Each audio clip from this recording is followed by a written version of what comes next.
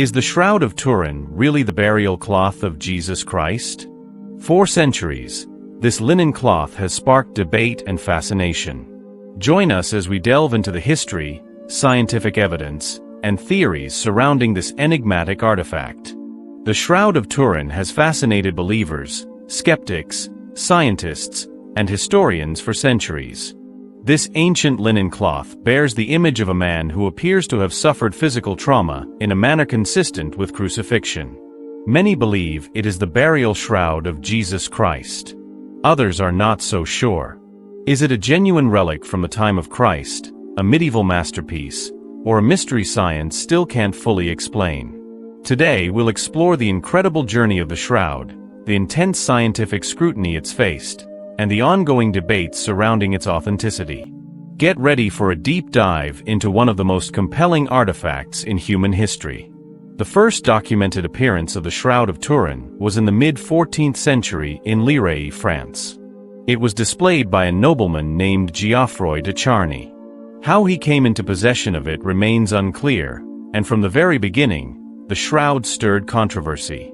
Church authorities initially questioned its authenticity, and some even called it a forgery. Despite skepticism, the cloth quickly drew crowds. Pilgrims came from far and wide to see what many believed was the burial cloth of Christ. The image on the cloth, of a crucified man, evoked powerful emotional and spiritual reactions. After changing hands several times, the shroud eventually came under the care of the House of Savoy in 1453.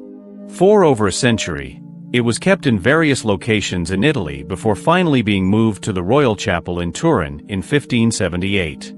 That's where it got its famous name, the Shroud of Turin. In 1983, the House of Savoy officially gifted the shroud to the Vatican. Since then, the cloth has remained under the guardianship of the Catholic Church. Throughout history, the shroud has survived fires, water damage, and multiple restoration attempts. It has been exhibited publicly many times, drawing millions of visitors from around the world. The Catholic Church has always approached the shroud with caution. While many popes have expressed reverence for the cloth, the Church has never officially declared it to be the burial shroud of Jesus.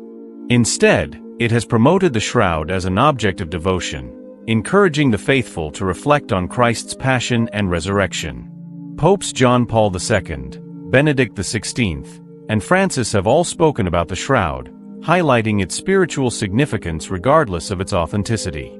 In the eyes of many believers, the shroud serves as a visual reminder of Christ's suffering. In 1978, a team of American scientists known as STURP was granted unprecedented access to study the shroud. They performed extensive tests over 5 days, using equipment such as X-rays, ultraviolet lights, and infrared imaging. The results were groundbreaking. STURP concluded that the image on the shroud was not painted, printed, or formed by any known artistic technique. They found no traces of pigment, dye, or paint on the cloth. Instead, the image appeared to be a surface-level discoloration of the fibers, unlike anything the scientists had seen before. They also discovered real human blood stains on the cloth, consistent with the wounds of crucifixion. In 1988, the Vatican allowed small pieces of the shroud to be carbon-dated. 3 labs, Oxford, Zurich, and Arizona, tested the samples. All 3 concluded the cloth dated between 1260 and 1390 AD. These results seemed to confirm the shroud was a medieval forgery. But the findings were immediately questioned. Critics argued the sample used may have come from a section of the cloth that had been repaired during the Middle Ages. Some experts claimed that the area tested was contaminated or not representative of the whole cloth. Since then, the debate has raged on. New tests have called the carbon dating into question, suggesting the need for further study. Other studies have focused on pollen samples found on the shroud. Swiss criminologist Max Free identified pollen grains from plants native to Jerusalem and the Middle East, suggesting the cloth had spent time in those regions. Blood analysis on the shroud revealed the presence of human blood, specifically type AB. Microscopic studies also found traces of bilirubin, a substance associated with severe trauma, adding weight to the idea that the man on the cloth suffered greatly. Infrared and ultraviolet imaging revealed further mysteries. The image appears to have 3D qualities when scanned, unlike regular photographs or paintings. How did the image get on the cloth? This is one of the greatest mysteries of the shroud. Some scientists propose that it was caused by a chemical reaction or a natural process involving body heat or gases. Others believe it could be a type of primitive photography, created centuries before photography was officially invented. However, no known technology, ancient or modern, has successfully replicated the unique properties of the shroud's image. Bloodstains on the shroud correspond with the wounds described in the Gospels, wounds on the wrists, feet, side, and head. Some scientists confirm that these are real bloodstains from a human being. However, others argue that blood should not remain so red over time. Some believe the stains were added later, though this remains speculative. Advanced tests found traces of hemoglobin and other indicators of real blood, suggesting authenticity. Some historians believe the shroud is a deliberate medieval creation. They argue that during the Middle Ages, religious relics were in high demand, and many were fabricated to attract pilgrims and revenue. But the level of detail and the unique properties of the shroud's image challenge the forgery theory. No one has been able to replicate it, even with modern tools.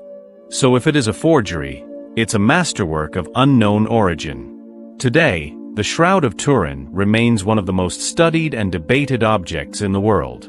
Whether you're a believer or a skeptic, the shroud sparks deep questions about history, science, and faith. For many Christians, it strengthens their faith, offering a tangible link to Christ's suffering. For skeptics, it's a fascinating puzzle that challenges our understanding of ancient artifacts. The shroud has inspired countless works of art, literature, and film. It has been featured in documentaries, books, and even fictional stories exploring themes of faith and mystery. Its image has become iconic, influencing religious art and symbolism for centuries. The mystery surrounding it continues to inspire curiosity and devotion.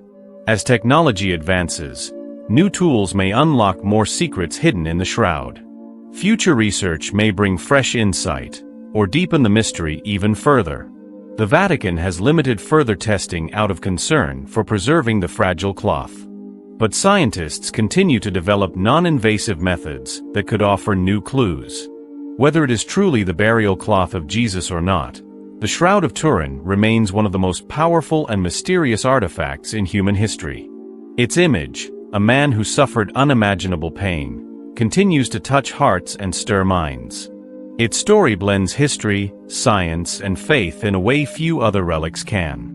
The mystery of the shroud may never be fully solved. But perhaps that's part of what makes it so captivating. In the end, each of us must decide what the shroud means, whether as a relic of Christ, a work of art, or a symbol of our endless search for truth. Thank you for watching. If you enjoyed this video, please like, share, and subscribe for more deep dives into history's greatest mysteries.